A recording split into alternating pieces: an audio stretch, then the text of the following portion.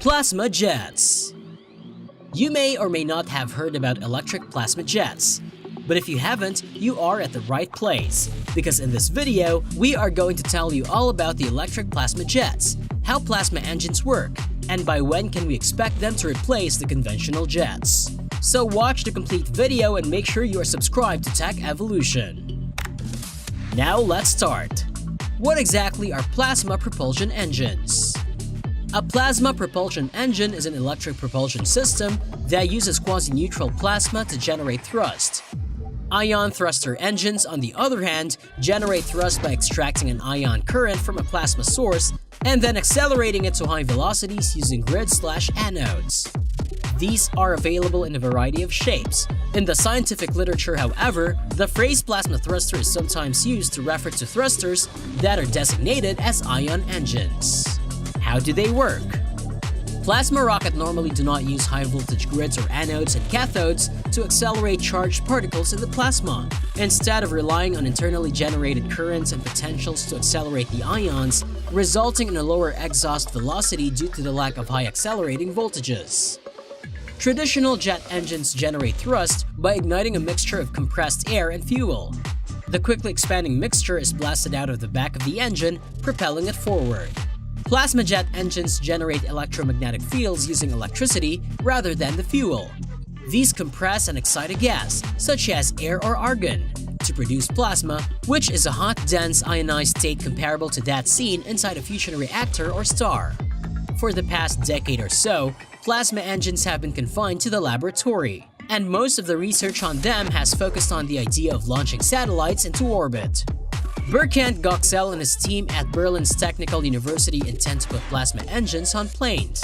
He explains, "We want to design a system that can operate over a 30-kilometer height, where normal jet engines can't go. Passengers could possibly be sent to the edge of space and beyond."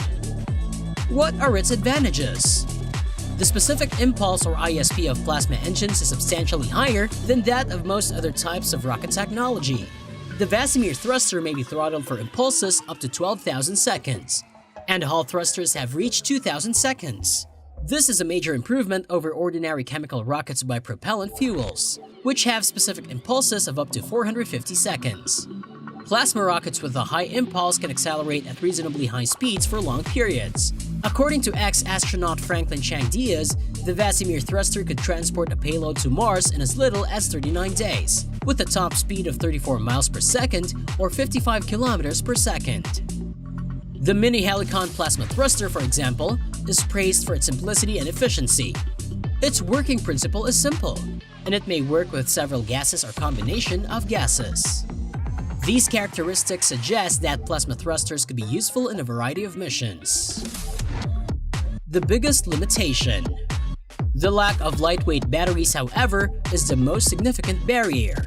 To create and maintain plasma, a massive quantity of electricity is necessary. An array of thrusters would necessitate an electrical power plant, which would be impractical to install aboard a plane with current technology.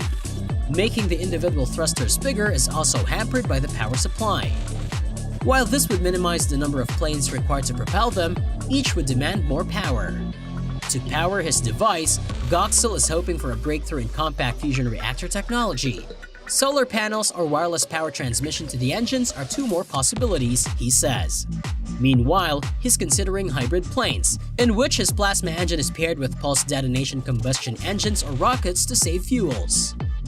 So, can it really replace the conventional jet engines? All of this sounds incredible, right? So what's the snag? The superhot plasma is so hot that it might melt anything in its path. Future researchers will need to conduct tests on materials and construction, as well as the best ways to integrate everything into the most powerful thrusters, in order to scale up a small laboratory model into a full-size electric plasma thruster.